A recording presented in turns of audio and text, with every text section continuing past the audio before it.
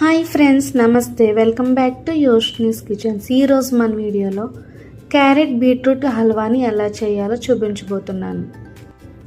ఈ హల్వాలో fibre, vitamins and minerals అధికంగా ఉంటాయి. మన స్కిన్ అండ్ హెయిర్ని ఇంప్రూవ్ చేస్తుంది, కంటి చూపుని మెరుగుపరుస్తుంది. డైలీ చిన్నపిల్లలకి 2-3 స్పూన్స్ ఇవ్వడం వల్ల వెయిట్ గెయిన్ అవుతారు. మనం ఈ హల్వాని హెవీ లంచ్ ఆర్ డిన్నర్ తర్వాత తీసుకున్నా మంచిగా డైజెషన్ అవుతుంది. ఇప్పుడు ఈ హల్వాని ఎలా చేయాలో చూసేద్దాం. నేను ఇక్కడ 4 క్యారెట్లను, 3 బీట్రూట్లను తీసుకుంటున్నాను.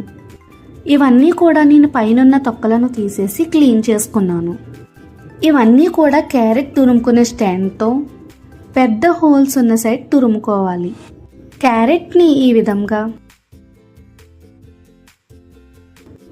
బీట్రూట్ని ఈ విధంగా తురుముకొని పక్కన పెట్టుకోవాలి.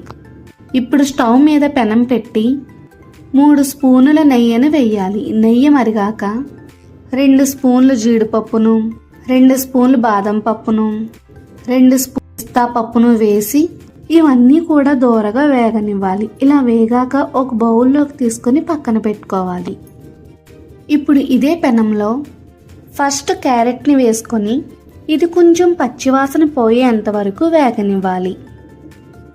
ఇది ఇలా వేగాక ఇందులో బీట్రూట్ తురుమును కూడా వేసి బీట్రూట్లో ఉన్న వాటర్ని అంతా పీల్చి దగ్గరికి అయ్యేటట్టుగా వేగనివ్వాలి.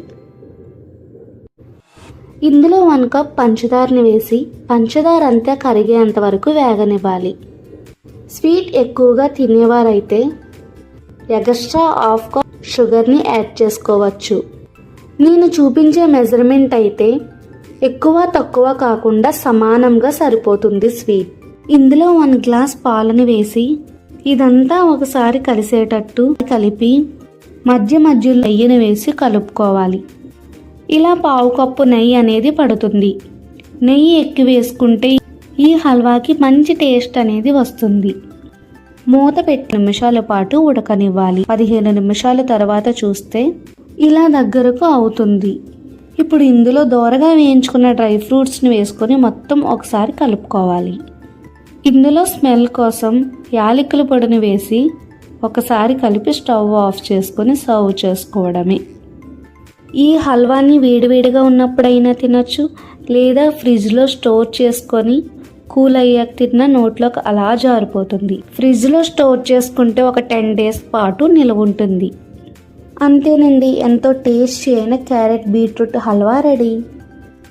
ఈ హల్వాని కనుక మీరు ట్రై చేస్తే మీకు ఎలా వచ్చిందో కామెంట్ చేయండి.